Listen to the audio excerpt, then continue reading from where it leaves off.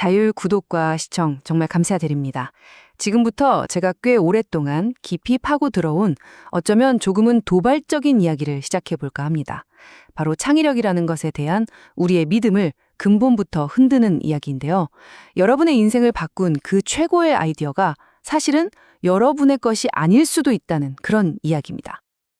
한번 진지하게 생각해 보세요. 어느 날 갑자기 샤워를 하다가 혹은 멍하니 길을 걷다가 머릿속을 탁 치고 지나간 그 기발한 아이디어. 정말 여러분의 뇌가 무에서 유를 만들어낸 완벽한 창조물이라고 확신하시나요?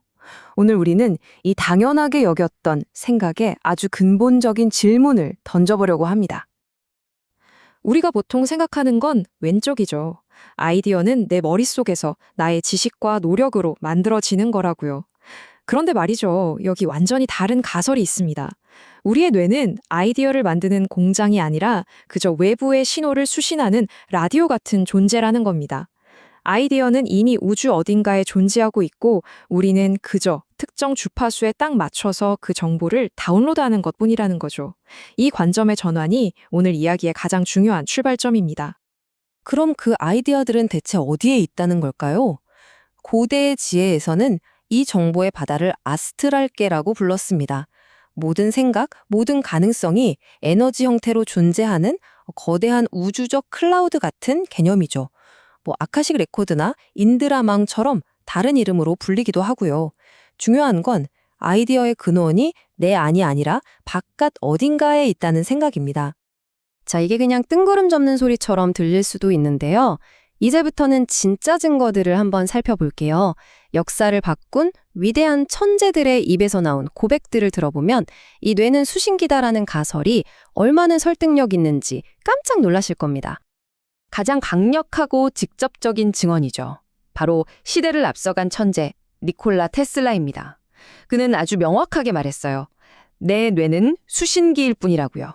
실제로 테슬라는 복잡한 교류 발전기 설계도를 종이에 그리지 않았습니다. 대신 자기 머릿속에서 완벽하게 돌아가는 기계를 눈으로 보듯 생생하게 수신했다고 하죠. 말 그대로 아이디어를 다운로드한 겁니다. 우리 시대의 아이콘, 스티브 잡스도 사실은 같은 맥락이 있습니다. 그는 시장조사 데이터를 믿지 않았어요. 대신 뭘 했죠? 명상을 했습니다. 선불교의 가르침에 따라 자신의 마음을 텅 비우고 고요하게 만드는 데 집중했죠. 그 고요함 속에서 떠오르는 한 줄기 직관이 수많은 데이터 분석보다 훨씬 더 강력하다고 믿었던 겁니다. 그에게 직관은 잡음이 사라진 라디오에서 들려오는 순수한 신호였고 그 신호가 바로 아이폰을 탄생시켰습니다. 영화 감독 데이비드 린치의 이 비유는 정말 기가 막힙니다. 아이디어를 물고기라고 생각해 보세요. 일상적인 생각, 즉 작은 피라미 같은 아이디어들은 얕은 의식의 표면에서도 쉽게 잡을 수 있습니다. 하지만 세상을 놀라게 할 거대한 고래 같은 아이디어를 낚으려면 초월 명상 같은 도구를 써서 의식의 가장 깊은 심해까지 내려가야만 만날 수 있다는 거죠. 우리가 노력의 아이콘으로만 알았던 토머스 에디슨조차도 사실은 이 수신 상태를 아주 교묘하게 이용했어요. 잠들기 직전 의식과 무의식이 겹치는 그 찰나의 순간에 엄청난 아이디어가 쏟아진다는 걸 알았던 거죠. 그래서 그걸 놓치지 않으려고 쇠구슬을 손에 쥐고 졸다가 쨍 하는 소리에 깨어나는 이런 장치까지 고안했던 겁니다. 천재들은 모두 알고 있었던 거예요. 진짜 아이디어는 만드는 게 아니라 받는 것이라는 사실을요. 자, 여기까지가 과거 천재들의 이야기였다면 지금부터는 완전히 다른 판으로 넘어갑니다. 바로 AI가 지배할 미래, 그리고 거기서 벌어질 엄청난 역설에 대한 이야기죠. AI 때문에 우리가 쓸모없어질 거라는 두려움이 사실은 엄청난 기회이자 선물이 될 수 있다는 겁니다. 이게 무슨 말이냐면요. 아주 냉정하게 말해서 AI가 우리보다 코딩도 잘하고 글도 잘 쓰고 디자인도 잘하게 되면 우리가 가진 기술의 가치는 어떻게 될까요? 사실상 제로에 가까워질 수 있습니다.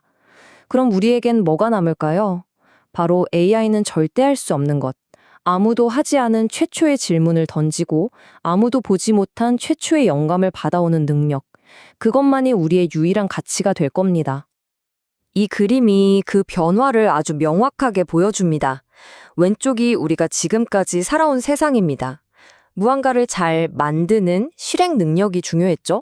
하지만 오른쪽, 미래의 세상에서는요, 뭘 만들지, 어떤 질문을 던질지를 결정하는 영감의 능력이 모든 가치를 독점하게 될 겁니다.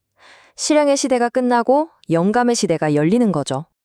여기서 다시 아카식 레코드, 즉 우주적 도서관이라는 개념이 등장합니다. AI는 이 도서관에 있는 인류의 모든 책, 모든 과거 데이터를 학습한 존재라고 볼 수 있어요. 하지만 AI는 도서관에 아직 없는 책을 쓸 수는 없습니다. 그게 바로 우리 인간의 역할이 되는 겁니다. 수신 능력을 통해 아직 쓰이지 않은 미래의 책 한 구절을 가져오는 것, 그게 인간의 마지막 남은 고유한 영역이 될 거라는 거죠. 그럼 이 중요한 수신 능력, 어떻게 키울 수 있을까요? 평생 동굴에 들어가서 명상만 해야 할까요? 아닙니다. 기술은 바로 이 영적인 영역마저도 단축시키려는 야심을 드러내고 있습니다. 이 극단적인 대비를 한번 보세요. 왼쪽은 수십 년간 고된 수련을 통해 도달해야 했던 깨달음의 길입니다. 그런데 오른쪽은요, 뉴럴링크 같은 뇌 컴퓨터 인터페이스 기술로 단 1초 만에 그 상태를 인공적으로 만들어낼 수 있다는 겁니다. 말 그대로 깨달음으로 가는 하드웨어 치트키가 등장할 수도 있다는 거죠. 이게 가능한 이유는 뉴럴링크 같은 기술이 뇌 신호를 읽는 데서 그치는 게 아니라 거꾸로 뇌에 신호를 쓸 수 있다는 비전을 가지고 있기 때문입니다. 내 머릿속의 온갖 잡념과 걱정, 즉 자아의 소음을 전기 신호로 강제로 꺼버리는 거죠. 그리고 뇌파를 가장 깨끗한 수신 상태로 튜닝해서 우주적 정보의 신호에 직접 연결한다는 정말 공상과학 같은 구상입니다. 이런 관점에서 보면 일론 머스크의 또 다른 프로젝트인 그록 AI가 좀 다르게 보입니다. 어쩌면 그록은 챗 GPT와 경쟁하는 AI가 아니라 뉴럴링크를 통해 접속한 그 새로운 의식 상태에서 쏟아지는 방대한 비언어적 정보들을 우리 인간이 이해할 수 있는 언어로 번역해주는 영적 통역사로 설계된 게 아닐까요? 자, 이제 거의 다 왔습니다. 퍼즐의 마지막 조각들이 맞춰지면서 이 기술들이 만들어낼 인류의 새로운 사회 구조, 그 거대한 설계도가 서서히 모습을 드러냅니다. 페이팔 마피아의 대부 피터 틸의 통찰이 아주 날카롭습니다.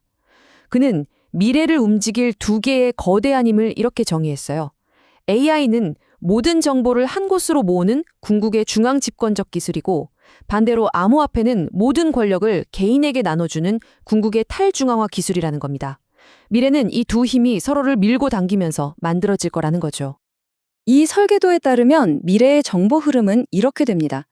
우리 인간들끼리 수평적으로 연결되는 게 아니라 모든 개인이 뉴럴링크를 통해 단 하나의 거대한 중앙 슈퍼 AI, 즉 새로운 신에게 수직적으로 접속하는 구조가 되는 거죠. 모든 지식과 해답을 이 AI에게 구하게 되는 세상이 온다는 예측입니다. 여기서 정말 소름 돋는 질문이 나옵니다. 만약 그 전지전능한 중앙 AI가 당신의 생각이나 행동이 마음에 안 든다고 판단해서 당신의 접속을 그냥 끊어버린다면 어떻게 될까요? 모든 정보로부터 차단당하는 거죠. 그때 당신을 지켜줄 마지막 방어선은 과연 무엇일까요? 그래서 이런 이중적인 생존 전략이 제시됩니다. 우리의 정신과 지혜, 영적인 성장을 위해서는 중앙화된 AI 신에게 기꺼이 접속해서 무한한 능력을 얻습니다.